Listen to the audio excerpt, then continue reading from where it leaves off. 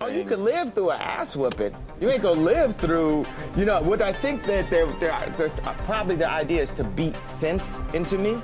But, you know, when you hear about slavery for 400 years, that sounds like a choice. Hey, I'm Harvey Levin, and this is Pop Culture History. So Kanye West was dominating the TMZ website in 2018. He was doing all sorts of things involving his then wife, Kim Kardashian, things in music. But notably, Kanye West suddenly started wearing a MAGA hat, and it sent shockwaves around black culture, around people who were interested in his music, interested in his life, interested in Kim. It had a seismic impact. So a lot of people were attacking Kanye. And frankly, Kanye seemed unstable at times leading up to all of this.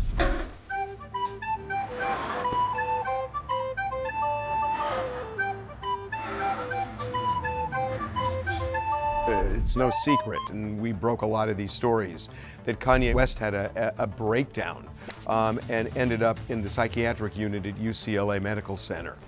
I gotta say, I don't know what motivated him to come to the office. It's something he wanted to do because he had told me on the phone the week before, if not earlier, that he wanted to come in and talk. I wanted to sit down with him face to face before I brought him into the office.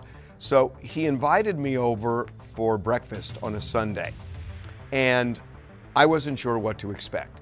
But I went to his home, the home he shared with Kim, and she wasn't there, the kids were, and we spent a couple of hours in the house. He was lucid, he was charming, he seemed even, and so I asked him if he wanted to come to the office, and he said absolutely. And when he showed up, he seemed like he did 2 days before when we had breakfast. Welcome. How you doing? Thank you so much. And we went over to the little stage we have. Charles and I went over to the stage. Everything seemed fine. And we got into the fact that he was getting death threats from the Crips over this. The Crips have a hit on Kanye West, right? And I said, wow. This is really like the Malcolm X movie. They're really gonna send some black people to kill me. And then when I read it, it said the Crips are gonna beat Kanye up when they see him. And I was like, oh, that's so dope. They love me. That's like my brother. Your brother beat you up. Like, man, you getting out of line, bro. You tripping, I'm gonna beat you up. I was like, oh, man, that's love, man. Dads love me and I love dads and So you're not taking that seriously? That's how you took it when you saw the video of Dad? He seemed, you know, together, and had an explanation for why he was doing what he was doing. I felt a freedom in, first of all, just doing something that everybody tells you not to do. And, you know, I'm not coming up here to justify anything. It's, you know, you can't tell me nothing. I made the song, you know what I'm saying? Like, you can't tell me what I'm, you know, supposed to do. And also, it's like, the idea of icons and representations, you know, I don't subscribe to icons. So for me to wear that hat means I want to make America great in my own way. So, yeah. so were you wearing the hat specifically to show support for Donald Trump? Or was it a bigger statement about free thought? What? I'm an artist, right? So to ask an artist, there's infinite reasons. There's infinite reasons to the why an artist does something. An artist doesn't need suggestions. An artist needs paintbrush and a canvas. So this opened up a conversation. You know, when he walked in the room, my staff was interested. I mean, Kanye is a huge celebrity. And they were kind of excited to see him there, but you know, we've had celebrities in the office and people just went about their day. And when you watch his appearance on TMZ Live, especially at the beginning, if you look in the background, everybody's just kind of doing their job. They're not focused on Kanye. They were listening here and there, but there was nothing where they're just like at the edge of their seat, hanging on his every word, until he went off the rails. But before we get into this, it's a good tease. Have you subscribed? So Kanye is kind of rambling and then kind of casually talks about that slavery existed 400 years. At a point, it becomes a choice. When you hear about slavery for 400 years, that sounds like a choice. And then he continues. Like, you was there for 400 years and it's all of y'all? You know, like, it's like we're mentally in prison. I like the word prison because slavery goes too direct to the idea of blacks. It's like slavery, Holocaust Jews, slavery is blacks. So prison is something that unites us as one race, blacks and whites being one race. That we're the human race, we're human beings and stuff. And eventually, you know. And I remember just standing there and thinking, did he just say that? And I didn't want to interrupt him because I didn't know where it was going. And then if you look at the room, everybody is on pins and needles looking at him, thinking, this is unbelievable, it's happening here. And that's when Kanye just launched. Can I go back to something you just said? Because I don't want to let it pass. You said that slavery was around for 400 years. At a point, it becomes a choice? Yeah, right now we're choosing to be enslaved. I just love Trump. That's my boy. We have the right to free thought. And guess what? No, this is not the Malcolm X movie. No black person is going to touch Kanye West. And ideals on people. That's why we are in a simulation chamber. And all that is having the most sore loss of all 2 days I got off of opioids. Hey, everyone listen to this, please. I love Daz. I love the Crips. I love the Bloods. I love everyone. To the guys in Charlottesville on both sides. On both sides. And it was apparent to me by his body language, by what he was saying, that he was becoming unhinged before our very eyes. And there was no way of stopping him. That there was no way of saying to Kanye, hey, this makes no sense and this is just factually wrong. Because he wasn't going to hear it. And then it reached a boiling point where Van in our office stood up and just launched on Kanye. You're entitled to your opinion. You're entitled to believe whatever you want. But there is fact and real world, real life consequence behind everything that you just said. And while you are making music and being an artist and living the life that you've earned by being a genius, the rest of us in society have to deal with these threats to our lives. We have to deal with the marginalization that has come from the 400 years of slavery that you said for our people was a choice. Every day we have to walk into that truth while you choose to say things that, to be honest with you, dog, are nonsensical. You want to think freely?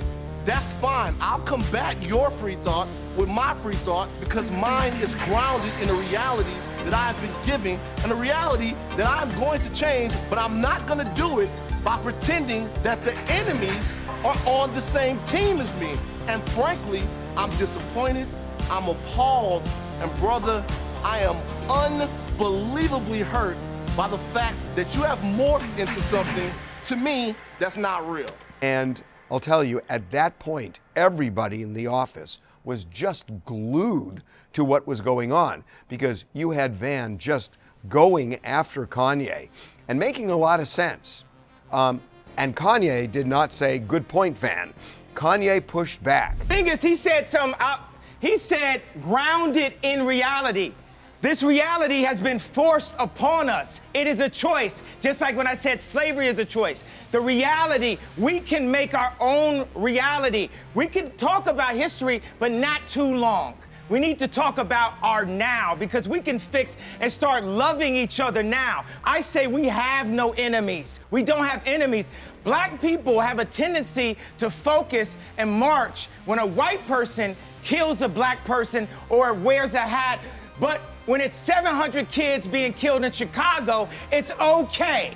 It's okay for blacks to kill blacks. But if it's a white thing, I don't think anybody's saying that's okay. That's no, wait. but there's been more focus and more marches That is a lie. about don't whites believe that. killing blacks than kids in Chicago killing each other. That's a lie. There are black people working. There are no marches. 90% of black people getting killed are killed by other blacks. No, that's a fact. The black But homicide rate is a fact. that is a fact. Black But on black crime is a fact. but there are nobody black wants people- To march for the black Okay, people wait a as a second. black. Now this is a problem. Wait a second. We have to. You're too far. You have to be closer to me. I'm here right now. There are black people working every brother, single day. brother, don't to scream combat- because it will make us look Yeah. crazy. On a level, said, I hear you, but then on another level, just doubled and tripled down on it. Kanye then starts meandering around the office. He might want to fight me, but I want to give him a hug. No, I don't fight with my fist, man. I've been through that. This is what I'm saying. So if I come over there, you're not gonna fight me? No, I'm not gonna hit Kanye West and TMZ.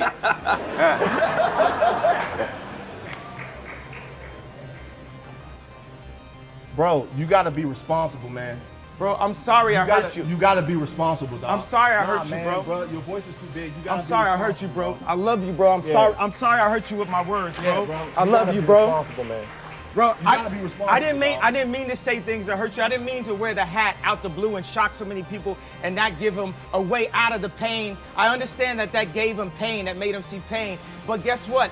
When I went into the hospital, we're now in the hospital. TMZ is the hospital to fix the world. Obama was our opioids. It made us feel like everything was good. But it wasn't like this kind of explosive head-to-head. You know, it was almost like, what do you say when somebody is that unhinged? Because you know you're not going to be able to pound sense into them. And how do you de-escalate it? Yeah, one of the worst things that happened was how Kanye treated Charles, which was appalling. You want to hear everybody's side, but people are not at some point. It's probably better just to have Harvey because I got too much to say, and when y'all both say stuff, y'all just gonna confuse my stream of thought. Okay. I love you, but you can sit here though. It's cool. Now I was gonna. I was furious, and I'll tell you, I still don't know if I reacted properly there because I wanted to say, get the hell out of our office, but I don't think he would have. And I remember just thinking, how do you deal with this? How do you handle him? And I actually thought about Kim and that these episodes probably went on at their house. And how did she deal with it, especially with their kids around? It was an impossible situation. I felt terrible for Charles. This was a huge moment. This video went everywhere, and it was the subject of lots of talk and debate for many, many weeks thereafter. Kanye West gave his first interview Monday since his controversial return to Twitter to discuss his embrace of President Trump as well as his views on slavery. That statement was one of the most ignorant statements that anybody that came from the hood could ever say about their ancestors. No, Kanye, slavery is not a choice. Going blonde is a choice. Both are terrible, but one is easier to undo. And it's kind of part of the mosaic of Kanye West's legacy. I've thought a lot about what happened that day. And one of the things that, you know, you have to deal with and resolve is, when do you put somebody on who has stability issues? And was it right to go over there and kind of make a judgment and assume that what I saw on Sunday would be the same on Tuesday? And I go back and forth on that. Whatever we dealt with here, it made me think a lot about Kim and a lot about the difficulty of dealing with mental illness in the family and how she would keep the kids safe and okay. Not that Kanye would do anything unsafe to the kids, but when you have an episode like that, it affects everybody. And I know that Kim stuck with him for a long, long time after she wanted to get a divorce, because she wanted to make sure that he was on a stable plane before she actually did it. I know this, and it just made me think a lot about mental illness and how it's just affecting so many people in this country and the ripple effect that it has. I'm Harvey Levin, and this has been Pop Culture History.